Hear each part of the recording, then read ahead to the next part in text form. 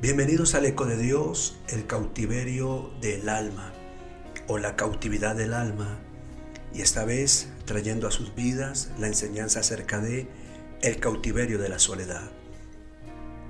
En el primer programa hablamos algo acerca de la soledad y las 19 razones o causas por las cuales la soledad ingresa a una persona.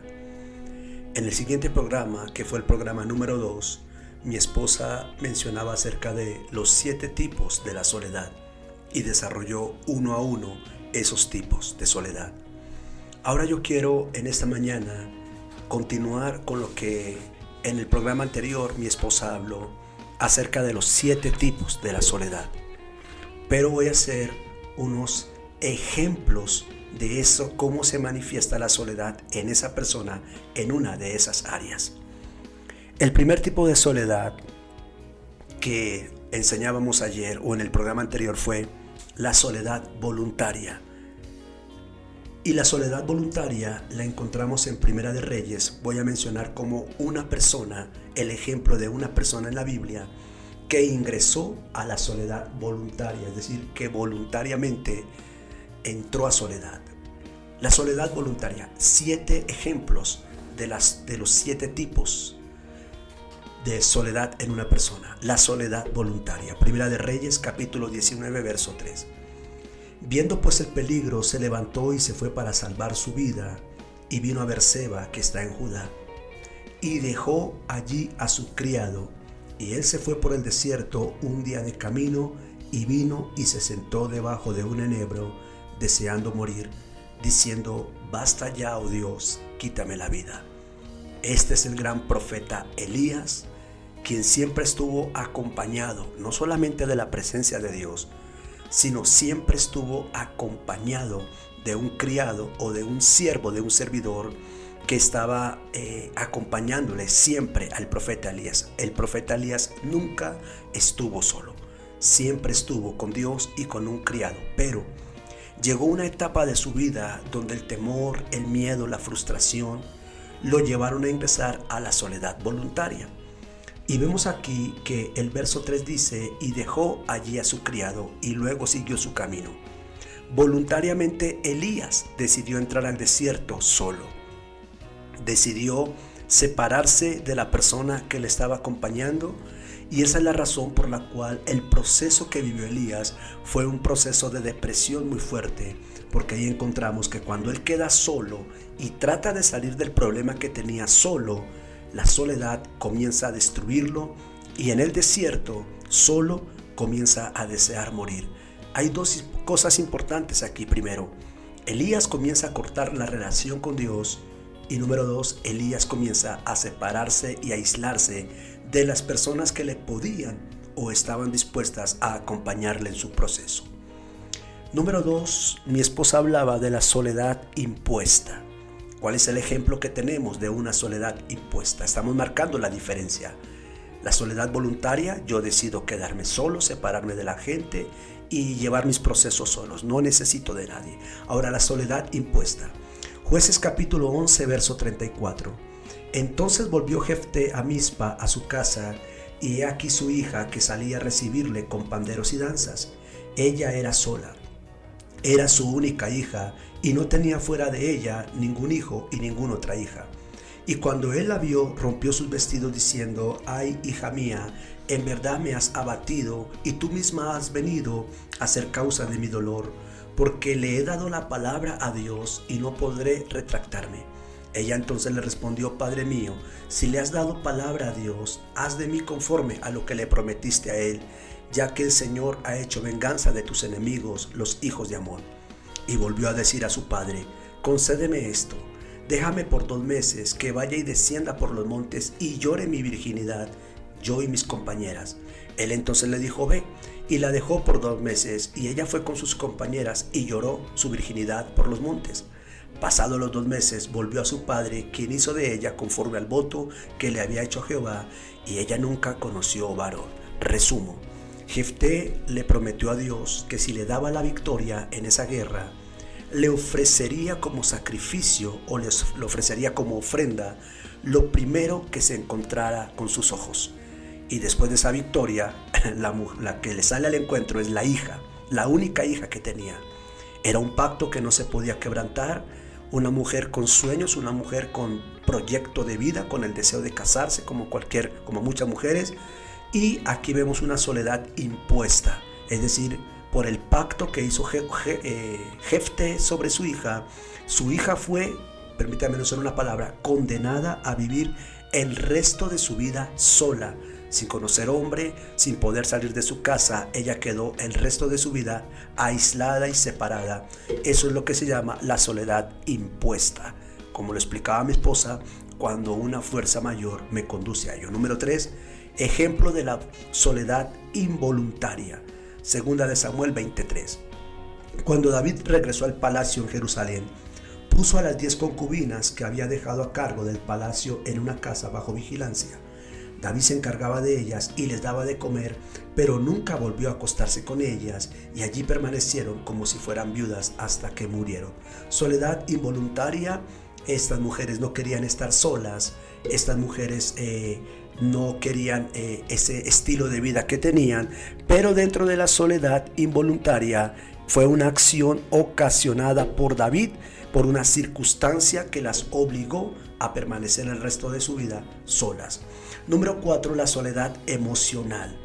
Esto lo puedes ver, los 7 tipos de soledad. En el programa anterior estoy dando un ejemplo de los 7 tipos de soledad. Número 4, tenemos la soledad emocional. Ruth capítulo 1, verso 11 y 12. Dice Noemí: vuélvasen a su casa, hijas mías. ¿Para qué se van a ir conmigo? ¿Acaso voy a tener más hijos que pudieran casarse con ustedes? Vuélvasen a sus casas, hijas mías, váyasen. La soledad emocional tiene que ver con la falta de una existencia emocional.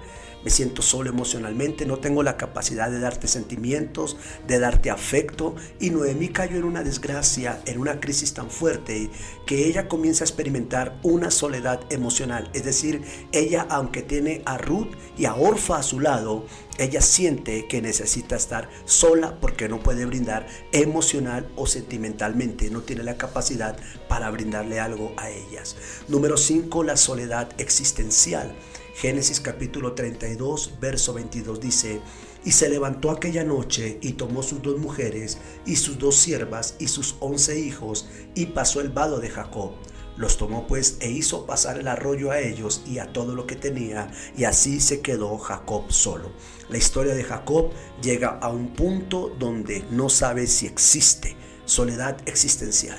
Y esta soledad existencial en él, internamente en él, fue tan fuerte, lo dominó, que él terminó despojándose, separándose de su esposa, de sus hijos, de su éxito, de su empresa, de todo lo que había logrado, y decidió quedarse solo. Número 6, la soledad crónica. Un ejemplo de soledad crónica. Primera de Reyes 19:10. Él respondió: he sentido un vivo celo por Jehová, Dios de los ejércitos, porque los hijos de Israel han dejado tu pacto, han derribado tus altares y han matado a espada a tus profetas. Escuchen esta frase: y solo yo he quedado. Esto es el profeta Elías. Después recuerdan que él decidió quedarse solo. Él viene de una soledad voluntaria a tener una soledad crónica. ¿Por qué una soledad crónica? Porque la soledad crónica tiene que ver con esos sentimientos o sensaciones continuos que me hacen sentir solo. Puedo estar acompañado de todo el que sea, pero me siento solo. Cuando Elías dice: yo solo he quedado, Dios le dice: no, Elías, tú estás equivocado. Tú no eres el único, tengo 7,000 profetas más, tengo 7,000 personas como tú, dispuestas a trabajar, dispuestas a estar a tu lado, pero tú has decidido meterte en esa cueva, tú has decidido vivir solo. Aquí vemos la soledad crónica tomando el control de la persona. Y por último tenemos la soledad social. Jonás capítulo 1, verso 12. Él respondió: tomadme y echadme al mar, y el mar se os aquietará, porque yo sé que por mi causa ha venido esta gran tempestad sobre vosotros. En esta parte, Jonás, siempre, cuando tú miras a Jonás, es el único profeta que anda solo. Ese anda solo para arriba y para abajo, sin mujer, sin hijos, sin compañeros, no tuvo relación con otros profetas, Jonás no tuvo un círculo social, tanto así que la relación con Dios no era muy buena. Un hombre solo, un hombre errante, un hombre con un gran destino, pero un hombre Yo diría que Jonás aplica para todos los 7 tipos de soledad. Vuélvalos a escuchar, por favor, y se dará cuenta que Jonás califica dentro de esos 7 tipos de soledad. Pero en esta parte, él no encajaba, y por causa de él se levanta una gran tormenta que va a hundir el barco, y Jonás les da a entender: la causa del por qué ustedes tienen este problema es porque estoy yo. Así que sáquenme de sus vidas, sáquenme de su círculo social, échenme a la mar y ustedes van a estar tranquilos porque el problema es conmigo. Soledad social es el distanciamiento de las demás personas, el no encajar o el no sentirse compatible con ese grupo de personas o en esa sociedad. Y Jonás se sentía así. Estos son los ejemplos. Les dimos 7 tipos de soledad y les enseñamos hoy cómo se manifiestan esos 7 tipos de soledad en una persona y cómo en la Biblia 7 personas experimentaron ello, tomando en cuenta que probablemente Jonás calificaba para ellos. Ahora bien, quiero cerrar con esta anotación que es importante. Me gustaría que la tenga en su corazón y que la escriba 7 veces en su mente. La soledad no es idea de Dios. La soledad no es idea de Dios. Ninguno de estos 7 ejemplos que mencionamos fue la idea de Dios para ellos, y ninguno de los 7 tipos de soledad que en el programa anterior mi esposa enseñó tenía que ver con el plan de Dios. La soledad no es el plan de Dios para tu vida, a menos que tú decidas quedarte solo. Ya es un acto de voluntad. La soledad no es idea de Dios. Génesis 2:18 dice: no es bueno que el hombre esté solo, le haré ayuda idónea para él. Ese versículo nos permite ver que Dios necesita que nosotros entendamos que necesitamos ayuda. Necesitamos ayuda, necesitamos compañía, necesitamos relacionarnos, necesitamos ser parte de alguien, que alguien sea parte de nuestras vidas, necesitamos un círculo social, necesitamos un círculo de amigos, necesitamos hermanos, necesitamos una relación sentimental, necesitamos a alguien. Por eso dice Dios: no es bueno que esté solo, le voy a hacer ayuda. La palabra ayuda significa alguien que le ayude, porque no va a poder solo. En este caso lo hizo fue con la mujer. Dios creó a la mujer para ejercer compañerismo sobre el varón. Y si tú miras ahí, no solamente era la mujer. Dentro del plan de Dios venían unos hijos. Quiere decir que la soledad se acababa con la esposa, y a partir de la esposa los hijos, y a partir de los hijos un hogar, una familia, unos suegros que la esposa traería, y ahí entonces comenzaríamos a involucrarnos con las demás personas. Este compañerismo está fundamentado en 10 principios importantes. Escriban por favor los 10 principios del compañerismo. ¿Para qué es el compañerismo? ¿Para qué es el compañerismo? Si estoy con alguien porque decido no estar solo, o si voy a acabar con la soledad de alguien, quiero que entienda que el compañerismo, que es la cura de la soledad, o el compañerismo es lo que puede llevarnos a quitar la soledad. Hay 10 principios importantes del compañerismo, nunca los olvide, por favor. ¿Cuál es la función del compañerismo? Número 1, satisfacer. Número 2, llenar. Número 3, suplir. Número 4, complementar. Número 5, apoyar. Número 6, acompañar. Número 7, sostener. Número 8, proteger. Número 9, cuidar. Número 10, dar afecto. Dar afecto. Estos 10 son la ley del compañerismo. Estas son las 10 leyes del compañerismo, los 10 principios del compañerismo. Para ello es que Dios pone personas a nuestro lado, para que esas personas ejerzan estas 10 leyes sobre mí, o para que yo pueda ejercer estas 10 leyes o principios de compañerismo sobre unas personas que están en soledad.